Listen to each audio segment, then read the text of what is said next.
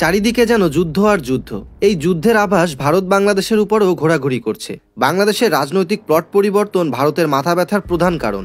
ইতিমধ্যে ভারত থেকে বিভিন্ন রাজনৈতিক হুমকি এসেছে, যদিও সেগুলো শুধু হুমকি ভেবেই উড়িয়ে দেওয়া যায়। তবুও যদি কখনো বাংলাদেশকে আক্রমণ করে ফেলে তখন কি হবে? বাংলাদেশ কি আরেকটি গাজায় পরিণত হবে, নাকি উল্টো ভারতই বিপদে পড়ে আলাদা হয়ে যাবে সেভেন সিস্টার্স? চলুন বিস্তারিত জেনে আসি।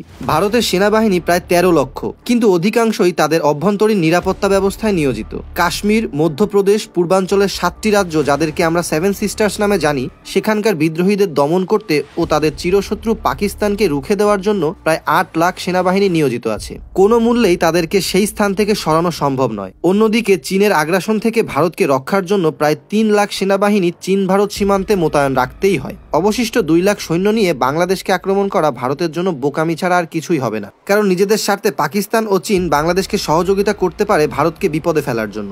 এছাড়াও বাংলাদেশের সেনাবাহিনী তাদের দক্ষতা ও নতুন প্রযুক্তির অস্ত্রগুলো কাজে লাগিয়ে ভারতকে রুখে দিতে সক্ষম হবে। তাদের এই যুদ্ধের ব্যস্ততায় তারা কাশ্মীর, সেভেন সিস্টার্স সহ অনেক দিক থেকেই আক্রমণের শিকার হয়ে নিজেরাই বিভক্ত হয়ে যেতে পারে। তাই আশা করা যায় এসব কিছু বিবেচনা করে ভারত বাংলাদেশকে আক্রমণ করবে না। কিন্তু চিন্তার বিষয় এই যে সৈন্য সামন্ত নিয়ে বেড়ে না উঠলেও বিমান পথে বা নৌপথে কিন্তু ভারতের যুদ্ধ বিমান ও যুদ্ধ জাহাজের কমতি নেই। তবে যাই হোক, ধ্বংসাত্মক এই যুদ্ধ বিগ্রহ আমরা কেউই চাই না। সবকিছুতে শান্তি বজিয়ে থাকুক, সেটাই আমরা সকলে চাই। এরকম ইন্টারেস্টিং সব ভিডিও পেতে আমাদের চ্যানেলটি আজই সাবস্ক্রাইব করে পাশে থাকা বেল আইকনটি অন করে দিন। ধন্যবাদ।